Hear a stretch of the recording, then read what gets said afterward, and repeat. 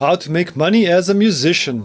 I see this question come up daily on both YouTube and Reddit. And while there are different approaches to creating a career out of your music, we won't be going down that road today. Instead, I'm going to focus on musicians who have figured out that it's much easier to make money on a non-music related field and use whatever time they have free to make music without the burden of profitability.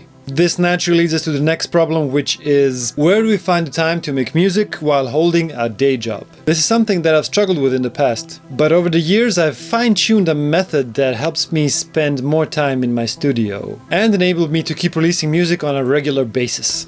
This method revolves around 4 key steps: making music instead of seeking entertainment, separating learning from doing, creating a dedicated music space, and setting up a productive routine. I used to spend a lot of time gaming since I was about 4 years old, playing Commander Keen all the way up to the job game that is World of Warcraft. And I also remember never missing a single episode of Breaking Bad, Dexter, Sons of Anarchy, and whatever show came after that. And of course I couldn't possibly miss out on watching a movie that a friend recommended or one that received exceedingly fresh ratings on Rotten Tomatoes. And on top of all that, being Serbian, I'm culturally inclined to stay on top of the latest happenings in the basketball world.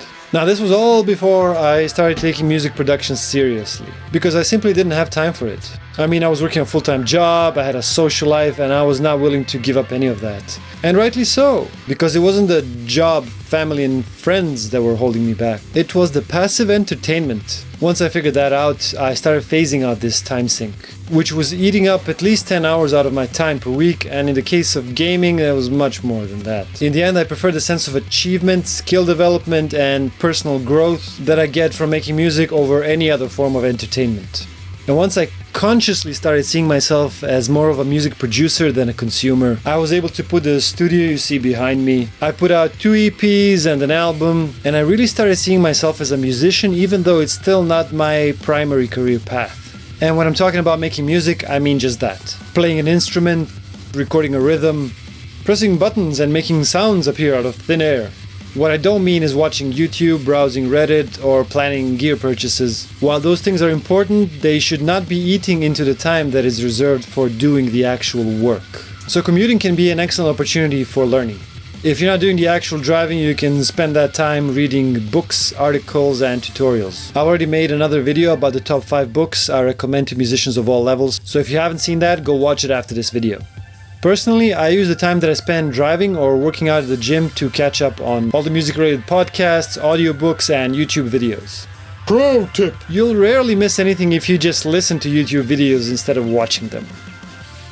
Another way of putting more time into music making is creating a dedicated and accessible music workspace. I've had a lot of different setups over the years, and one key metric I've used when designing my current studio is how long it takes me to start everything up and begin making sounds. Right now it's only a matter of pushing a couple of power switches, but I've had situations where I kept some of my instruments in a suitcase, where I had to take out all the instruments and connect everything up, and you can imagine that it wasn't working out too well. If you're making music in a DAW with little to no physical instruments, you have the benefit of easier accessibility, but higher distractibility. So even within an operating system, you can set up different user accounts or workspaces, which can be dedicated solely to music production in order to avoid any distractions that may come up. For me personally, producing in a DAW never worked out too well. Software updates, driver issues, the impractical mouse and keyboard interface, all of that motivated me to switch to hardware when it comes to composing and recording music, even though I still use a DAW when it comes to mixing. Now, I'm not trying to push you into dreaded DAWless waters here, because I'm saving that for a future video. But when it comes to this video, I'd like to ask you to hit the like button if you're finding value in what I'm talking about so far, so that we can reach and help more of our musical comrades. Okay, once you've got your space ready to go, it's time to use it. I personally find the late evening hours ideal for distraction-free music making. The chores I have on my homestead are never done, but it's nighttime, so I'm not gonna do them now anyway. This leaves me 3 hours open before I have to hit the bed. And since sinking into passive entertainment is off the table, I'll usually enjoy some alone time with my partner Goddess. And then it's off to the studio with me. Now, I'll be honest, my energy levels can be pretty low sometimes at the end of a very long workday. But that doesn't stop me from going into the studio. Because even when I'm not at my most productive, I'm still able to create something new. even if it's just a single riff, a new sound, or some mixing tweaks. The point is that being in the studio and touching my instruments is never a wasted effort. And because my routine is set up so that I can spend every single weekday working on my music, all the highly productive and less productive sessions add up to clear progress by the end of the week. Now, this is just one example how you might organize your day.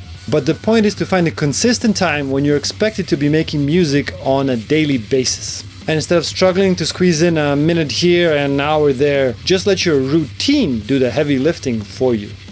Okay, those are a couple of things you can start doing to immediately free up some extra time for making music. But if there's one thing I'd like you to take home from everything I've just said, it's this. Choosing passions over short-term entertainment can bring lasting fulfillment. Be sure to subscribe if you found this video helpful, and I'll see you in the next one.